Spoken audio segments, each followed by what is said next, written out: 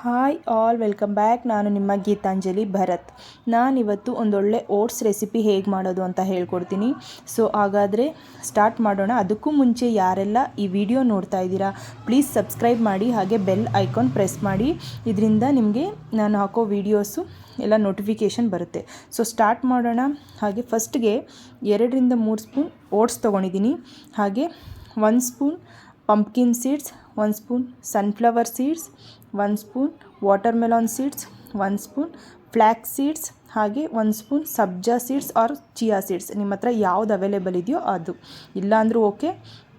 ಹಾಗೆ 4 ದ್ರಾಕ್ಷಿ, 2ರಿಂದ 3 ಡೇಟ್ಸ್ ಅಂದರೆ ಖರ್ಜೂರ.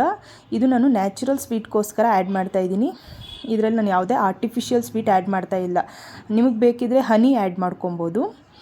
ಸೊ 2ರಿಂದ 3 ಸ್ಪೂನ್ ಕರ್ಡ್ ಅಂದರೆ ಮೊಸರು ತೊಗೊಂಡಿದ್ದೀನಿ. ಹಾಗೆ 1/2 ಸ್ಪೂನ್ ಚಕ್ಕೆ ಪೌಡ್ರ್ ತೊಗೊಂಡಿದ್ದೀನಿ. ಬೇಕಿದ್ದರೆ ನಿಮ್ಮ ಹತ್ರ ಇದ್ದರೆ ಗೋಡಂಬಿ, ವಾಲ್ನಟ್ಸ್, ಹಾಗೆ ಬಾದಾಮಿ ಕೂಡ ಹಾಕೊಬೋದು. ಹಾಗೆ ಸ್ವಲ್ಪ ನೀರು ಹಾಕಿ ಮಿಕ್ಸ್ ಮಾಡಿ ಇದನ್ನು ನೀವು ಓವರ್ ನೈಟ್ ಫ್ರಿಜ್ಜಲ್ಲಿ ಸ್ಟೋರ್ ಮಾಡಿಡ್ಬೋದು. ಹಾಗೆ ನೀವು ಇದನ್ನು ಮಾರ್ನಿಂಗ್ ಬ್ರೇಕ್ಫಾಸ್ಟ್ಗೆ ಯೂಸ್ ಮಾಡ್ಕೊಬೋದು.